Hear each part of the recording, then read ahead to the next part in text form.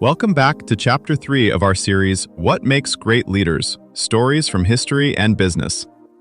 In today's episode, titled Crisis Leaders, Excellence Under Pressure, we'll explore the strategies that help leaders shine when the stakes are highest. So, grab your headphones and let's dive in. A CEO steps up to a microphone just 45 minutes after a data breach hits the news.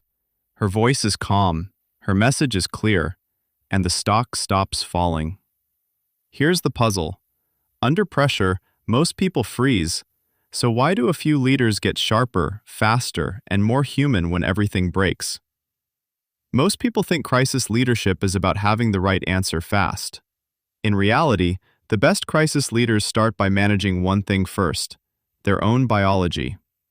Under sudden pressure, your brain runs a silent auction between two systems. One that wants to react, defend, and narrow your focus, and one that wants to scan widely, connect dots, and listen. Whichever you've trained wins. Neuroscience is blunt about this. If your stress response tips into threat, your IQ effectively drops in the moments you need it most. But if you can hold a challenge state, your body still surges with energy, while your prefrontal cortex, the part that handles judgment, ethics, and long-term thinking, stays online. The striking part? This isn't a fixed trait. From how you breathe during tense meetings to how often you rehearse worst-case scenarios, you can systematically raise your ceiling for clear, ethical decisions when stakes spike. In real crises, this inner game shows up in very outer ways. The speed of your first statement, how steadily you speak, whether you can say, "We don't know yet," without panicking your team or investors. Top-performing firms move in under an hour not because they're reckless, but because they've pre-built playbooks, practiced roles, and aligned values. So judgment, not chaos, fills the gap. Think of it like a well-run kitchen during a rush. Tickets stack up, but no one sprints blindly. They rely on mise en place, short commands, and trust in the system they built.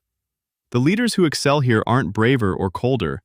They architect their environment so that, when pressure hits, good decisions are the default.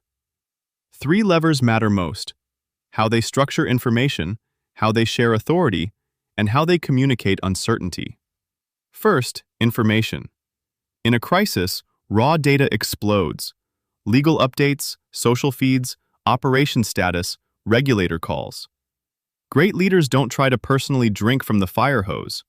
They appoint a small intel cell whose only job is to filter, verify, and prioritize.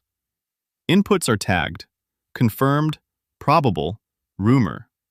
Decisions are then based on best available truth, updated on a fixed cadence, every 15, 30, or 60 minutes, so people stop waiting for perfection and start acting on rolling clarity.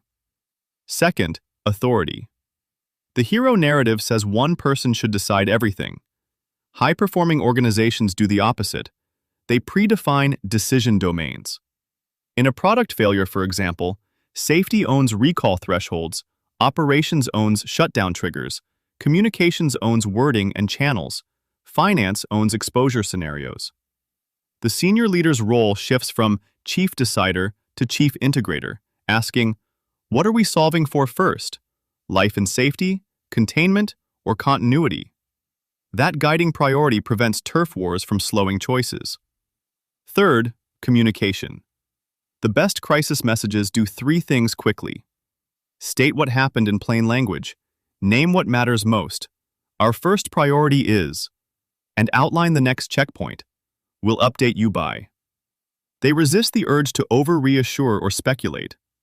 When they genuinely don't know, they pair that admission with process, what they're doing to find out, who's involved, and how stakeholders can reach them.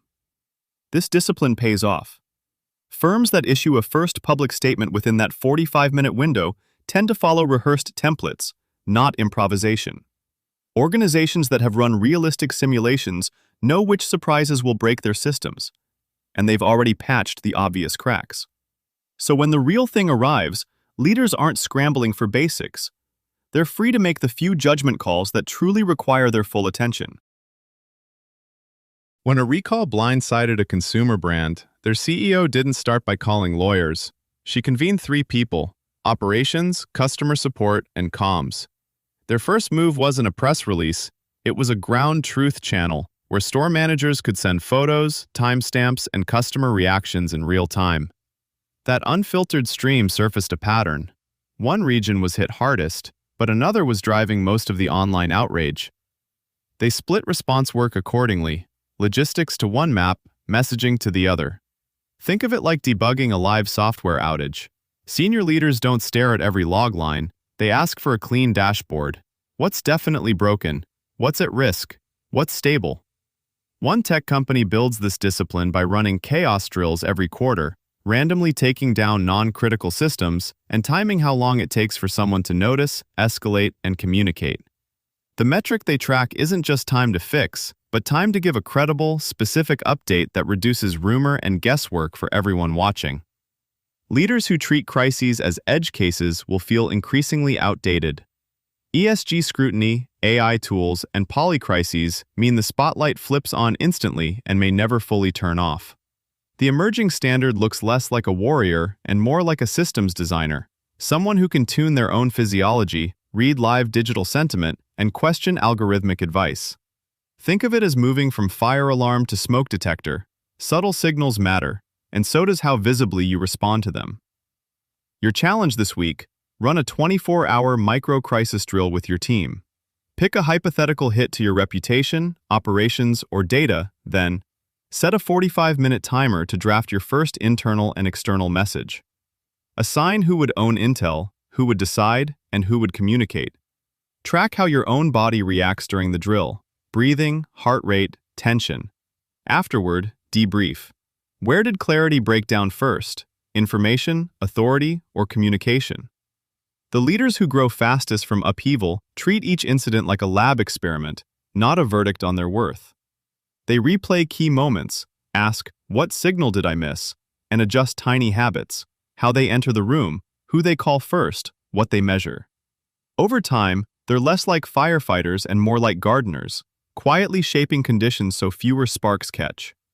Before next week, ask yourself, where in my current work or life do I tend to go tunnel vision under pressure, and what 2 to 3 alternate perspectives, other departments, customers, frontline staff, could I deliberately seek out the next time I feel that stress spike? In your next high-stakes moment, how will you slow yourself down for 60 seconds? What exact phrase will you say to the team? Here's what we know, here's what we don't, here's our next step. To create calm instead of confusion. And thinking of a recent mini-crisis you handled, if you replayed it as a practice rep, what would you choose to communicate earlier, delegate faster, or stop doing entirely so you're better prepared when a real crisis hits?